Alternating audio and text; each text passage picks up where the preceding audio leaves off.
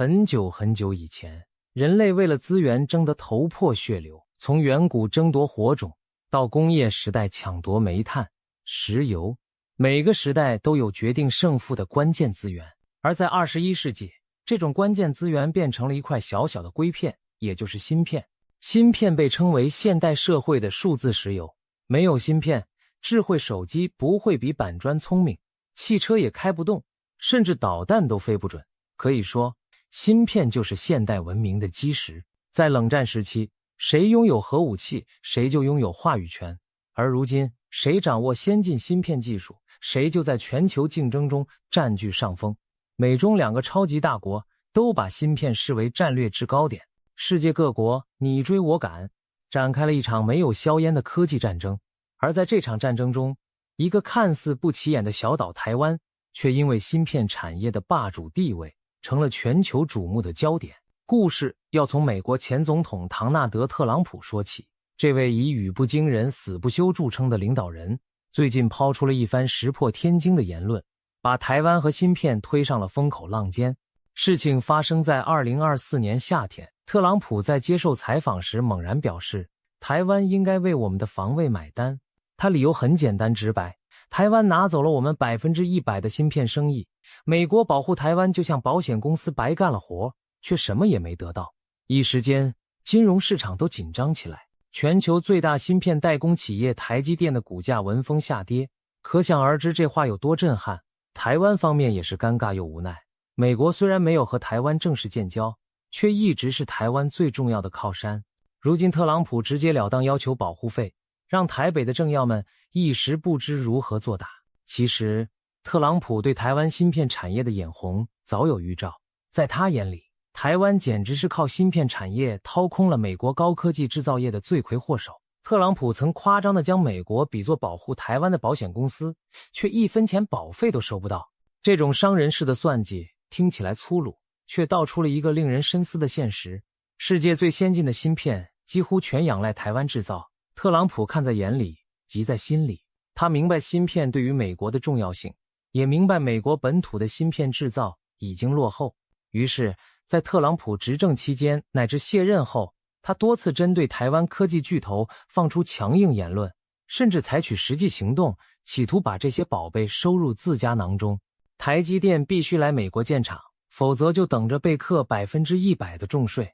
特朗普毫不客气地威胁道，这话听着霸道，却不是开玩笑。据称，特朗普私下里就警告过台积电高层，如果不来美国投资设厂，就准备付出巨额关税代价。为了美国的芯片供应链安全，特朗普可谓软硬兼施，一方面大棒挥舞，扬言对进口芯片加税，另一方面胡萝卜奉上，提供各种优惠，鼓励芯片巨头到美国设厂。特朗普的算盘打得啪啪响，他甚至在白宫召开发布会，高调宣布台湾的芯片巨头将大手笔投资美国。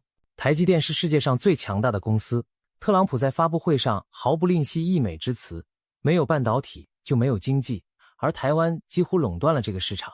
他的话夸张中透露着真相，当今世界最先进的芯片大多出自台湾之手。特朗普当众感叹美国在芯片制造上对台湾的依赖，等于变相承认了台湾在全球科技版图中的王者地位。那么，台湾的芯片产业究竟是如何登上世界之巅的呢？这背后是一段充满远见和传奇的历史。要说清这个故事，我们得把时钟拨回到几十年前。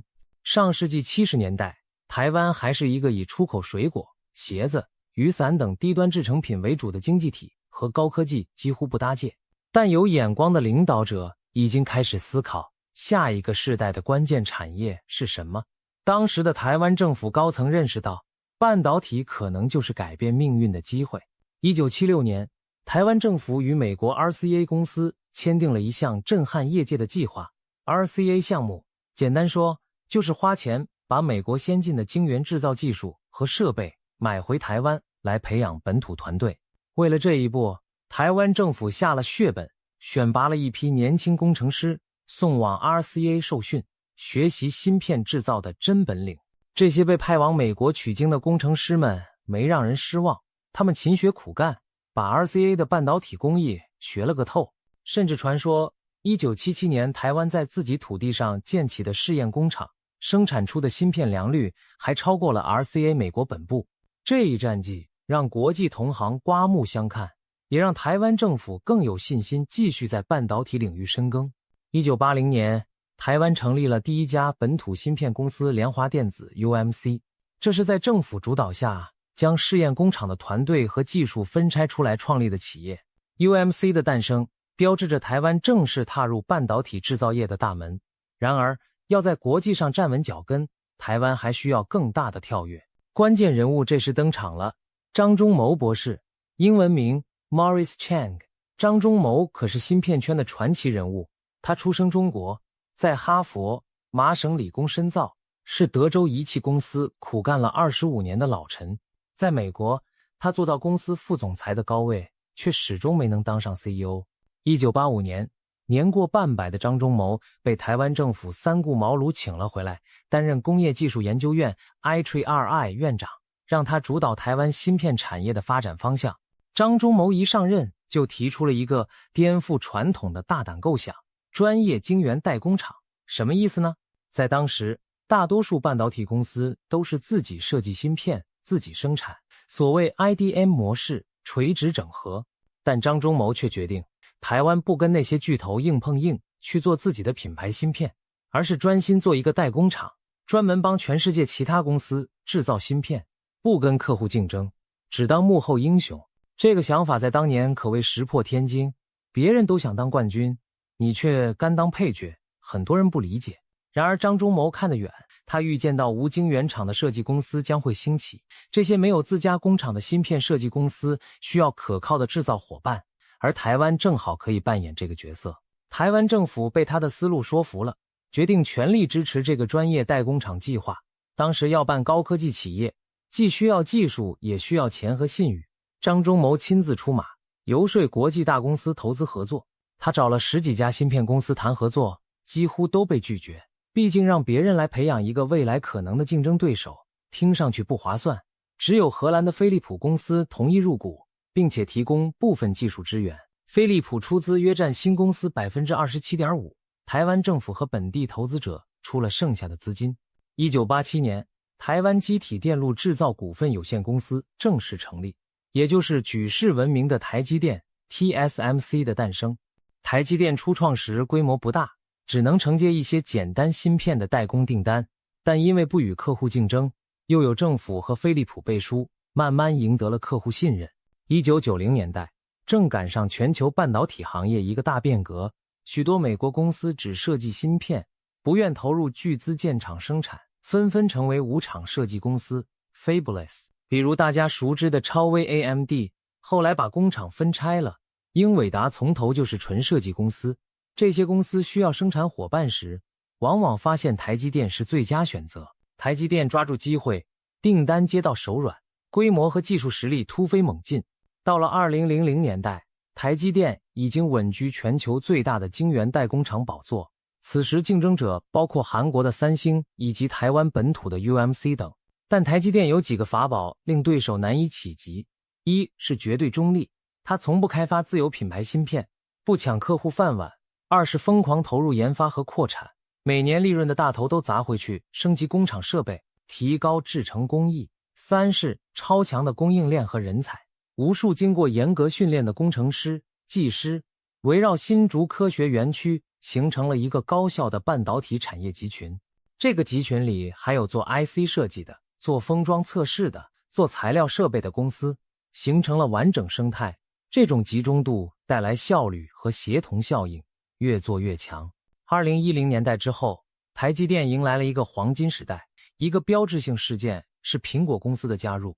苹果过去一直依赖三星代工它的手机处理器，但三星本身也是苹果在手机市场的最大竞争对手，把核心技术交给对手代工，苹果始终不放心。2014年左右，苹果终于把部分芯片订单转给台积电，台积电也不负所托，用领先的工艺制造出苹果 A 系列芯片，性能出色且产能稳定。之后苹果干脆把新芯片全交给台积电制造，这对台积电来说是意义重大的胜利，不仅拿下庞大订单，还等于宣告其技术已经超过三星。此后，华为这样的通信巨头设计的高端手机芯片也指定由台积电代工。全球最先进的芯片生产逐渐变成两强争霸，台积电和三星。台积电的市场份额一路攀升，占据全球晶圆代工 50% 以上的份额。在最尖端制程，比如7纳米、5纳米工艺上，更是包揽绝大部分订单。有统计显示，全球 90% 以上的顶尖工艺芯片都出自台积电之手。这个小小台湾岛俨然成了全球科技皇冠上最亮的那颗明珠。台积电能有今天的地位，靠的不仅是商业模式和政策支持，还有对极致黑科技的追求和内部管理的高效运作。在台积电的工厂里，上演着现实版的未来科技。什么是5纳米、3纳米制程工艺？简单打个比方，一根头发丝大约有7万纳米粗，而台积电现在量产的3纳米芯片，其晶体管尺寸只有几纳米，这几乎到了极限。器件小到几十个原子那么宽，要在这么小的尺度上刻画电路，就像让人在米粒上雕花，还要一刻不停批量生产，难度堪称变态。台积电使用的光刻机是世界上最复杂的机器之一，价值上亿美元一台，由荷兰 ASML 公司制造。光刻机发出的光不是日常可见光，而是波长极短的极紫外线 EUV。这种光需要用高能激光打在CD上产生，每一次闪光才能勉强刻出芯片上极细的线路。整个生产环境必须比无菌手术室还干净，一粒微尘掉在晶圆上就能让昂贵的芯片作废。可以说，台积电工厂里运转的是人类工程技术的极限，难怪有人把这些尖端工艺称作黑科技。当然，再厉害的技术也得有人来掌握。台积电内部有一支梦之队，无数工程师三班倒轮值，盯着机器运转数据，一发现良率下降的蛛丝马迹，就夜以继日地排查原因，提升工艺。不夸张地说，为了提升哪怕 0.1% 的成品率，都可能倾注团队无数心血。这样的企业文化保证了台积电在良率和稳定性上一骑绝尘。客户把设计交给台积电代工，非常放心，因为知道这里产出的芯片品质全球最优。然而，台积电内部也并非一片风平浪静，在快速崛起的过程中，公司内部和竞争对手之间也发生过暗流涌动的权力与人才之争。最著名的莫过于台积电研发团队的师徒反目事件。台积电早年有2位举足轻重的技术大拿，一位是研发主管蒋尚义，另一位是工程师梁孟松。据传梁孟松为台积电攻克了关键的制程技术，却在晋升上屡屡受挫，感觉不受重用。一怒之下，这位芯片高手出走投奔三星公司，把先进工艺诀窍带到了韩国。2010年代初，三星在14纳米芯片制程上突然实现突破，一度抢在台积电前头拿下了苹果订单，据说就有梁孟松的一份功劳。这场叛将出走的风波对台积电敲响警钟，内部培养的人才若是心怀不满，被对手挖走，后果不堪设想。后来台积电更加重视人才激励与保密措施，同时加快技术迭代，最终又在7纳米节点上重新夺回领先，并把苹果订单迎回怀中。还有一次内部高层权力更迭也引起全球关注，那就是台积电创始人张忠谋的接班人之谜。张忠谋将毕生精力奉献给台积电，把他带到世界顶峰，但终有退休那一天。2018年，已经86岁高龄的张忠谋功成身退。不同于一些家族企业喜欢传子传孙，张忠谋选择了职业经理人接班，把公司交给2位他一手培养的元老团队，由刘德音出任董事长，魏哲家担任 CEO。 2人都是跟随张忠谋多年的台积电老兵，一个擅长营运管理，一个精通技术研发。这样的双手掌体制在大型高科技公司中相当罕见，也曾让人捏一把汗，会不会出现内斗？然而出人意料的是，刘德音和魏哲家配合默契，延续了张忠谋定下的战略方针，让台积电稳稳保持领先。公司内部权力架构的平稳过渡，在外界看来颇为震惊。毕竟很多巨头企业换帅如换刀，稍有不慎就可能元气大伤，而台积电却几乎没有出现动荡。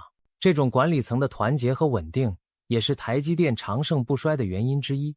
值得一提的是，台积电的企业文化一向以纪律严明、执行力强著称。据一些前员工回忆，台积电的管理风格接近军事化，层级分明，命令下达后迅速落实。在高强度压力和长工时下，公司依然保持高效产出。这种近乎严苛的企业文化虽然令有些员工叫苦不迭，却保障了台积电在先进制程上从不掉队。可以说，每一块从台积电产线走下的芯片，背后都凝结着无数台积电人夜以继日的奋斗和坚持。随着台积电等台湾企业在芯片领域所向披靡，世界格局也因此发生微妙变化。台湾的硅片成了大国博弈的新焦点。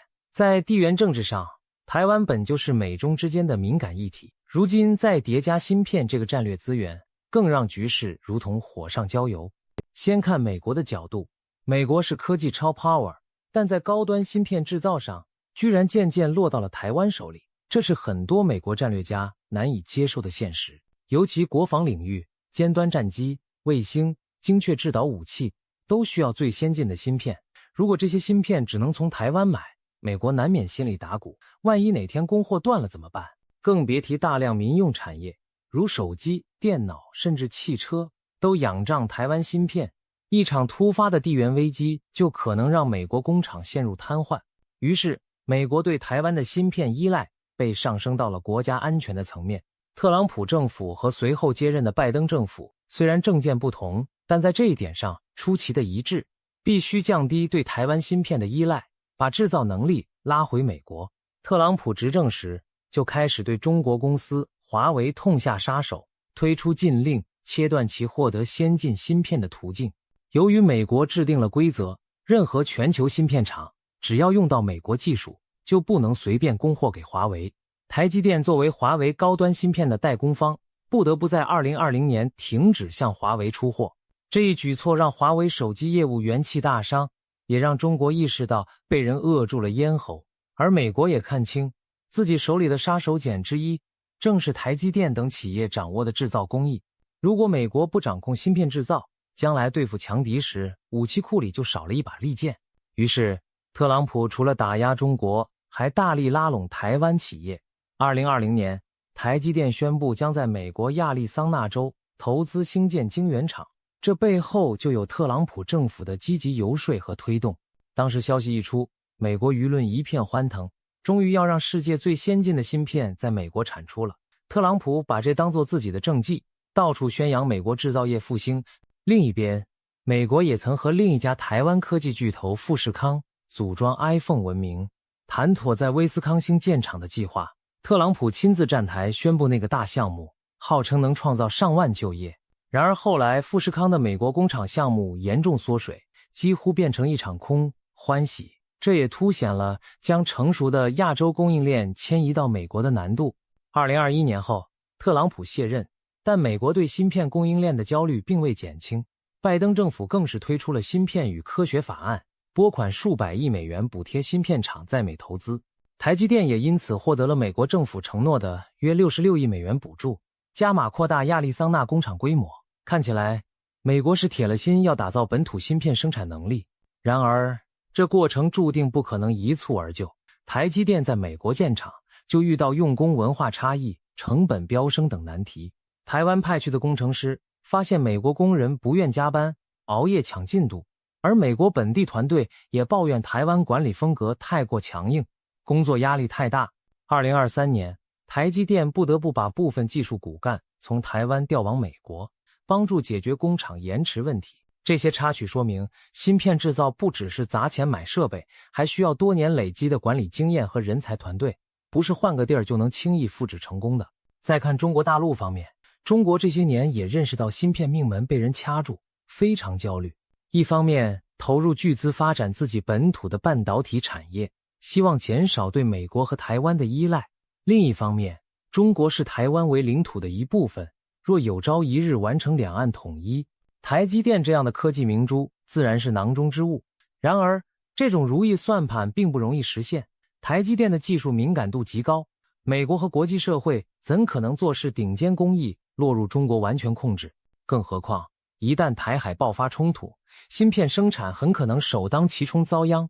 就算工厂不被直接毁坏，供应链中断也会让生产陷入瘫痪。有人戏言，与其让对手抢走台积电，不如先把它毁了。虽然听起来残忍，却道出了大国博弈的零和本质。也难怪有传闻，美国有作战预案，在台湾有事时，优先保护或摧毁芯片厂，绝不让尖端技术落入中国之手。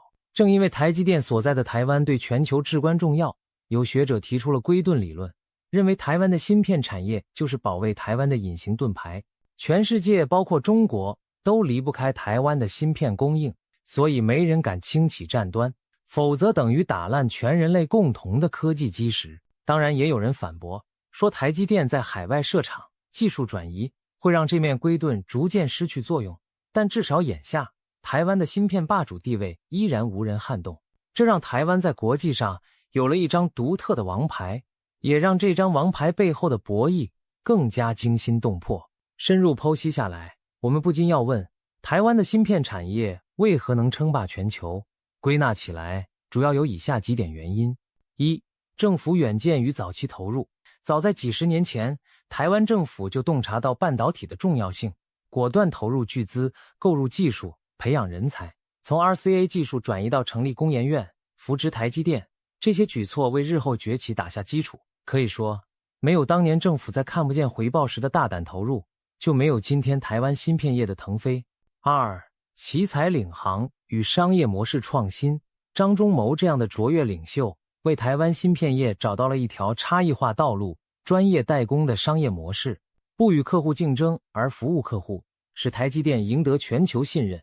这种模式创新让台湾避开了与巨头正面厮杀，却成为所有芯片设计公司的好伙伴，市场越做越大。三、产业集群与人才优势。台湾通过新竹科学园等平台，打造了一个完整的半导体生态链，设计公司、制造代工、封装测试、设备材料、厂商紧密协作，又有大量本土培养和海外归来的工程师加盟。本地产业集群使沟通效率高，供应链稳定，形成了其他地区难以复制的竞争力。同时，台湾工程师勤奋敬业、善于钻研的风气，也让产线执行力极强。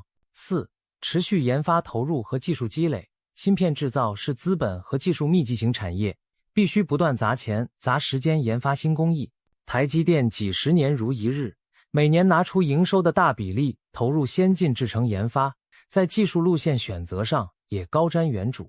例如及早压住 EUV 光刻等关键技术，在别人还犹豫时，台积电已经投入实战，抢占先机。长期累积下，技术优势滚雪球般扩大，后来者很难追赶。五、全球化合作与中立原则。台积电的客户涵盖美欧中韩几乎所有主要芯片设计公司，它在商业上奉行中立，不附带地缘政治条件，对客户技术严格保密，这使得各国企业都愿意与台积电合作，不担心被窃取设计机密或遭政治要挟。良好的商业信誉让台积电成为全球共同依赖的制造伙伴，地位愈加稳固。正是以上这些因素交织，成就了台湾芯片产业的王者荣耀。简而言之，远见、人才、策略、投入、信任一样都不少。故事讲到这里，大家不禁要问，未来会怎样？台湾能一直守住它的芯片王座吗？特朗普还会不会有更惊人的言论和行动？美中在芯片上的角力又将如何演变？从目前来看，台湾和台积电依旧是全球最不可或缺的芯片供应者，这个地位在短期内难以撼动。美国纵然砸下重金建厂，但培养经验丰富的团队，形成产业聚落需要时间。中国则在高端制程上受到出口管制影响，一时半会儿追不上。可以说，台积电至少在未来5到10年仍将引领最尖端的工艺节点。2纳米制程计划在台湾本土量产，后续甚至瞄准了1纳米以下的挑战。这意味着台湾还握着下一代科技的钥匙。然而，正因为价值无可取代，台积电也将持续处在风暴中心。特朗普这样的人物虎视眈眈，是要把核心制造能力弄回美国。中国也绝不会放弃在半导体领域突围，自主研发、海外并购、人才挖角，18般武艺齐上。台湾就像夹在2大强权中间，拿着一块宝玉，左有狼右有虎，其处境可想而知。一方面，台湾努力保持和美国的合作，配合在美投资，希望稳住美国这一靠山。另一方面也得提高警惕，加强自身防卫，生怕成为大国冲突的牺牲品。还有一个趋势值得注意，技术变局。半导体工艺越逼近物理极限，未来也许会出现新的范式转移，比如量子计算、光子芯片等新技术。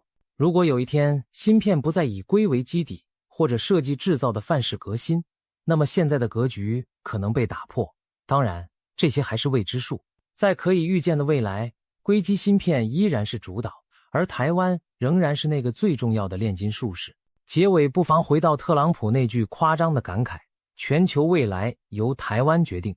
纵然有些言过其实，但细想一下，今日之台湾因芯片而拥有了影响全球的力量，它的企业产出的晶片驱动着人类的未来科技。正因如此，各路人马才会为之明争暗夺，神魂颠倒。这个故事还在继续演绎，没有人能确切预言结局。但可以肯定的是，在相当长一段时间里，台积电和台湾芯片产业依然会站在聚光灯下，左右着数字时代的进程。吊诡又精彩的现实是，一个弹丸之地，凭借一块块指甲盖大小的硅片，撬动了全球的神经。台积电被称为台湾的护国神山，不仅护住了台湾自己，也影响着世界格局的走向。未来，无论是合作共赢，还是冲突纷争，这座龟山都将是各方势力博弈的焦点。我们不妨拭目以待，下一章节的历史将如何书写。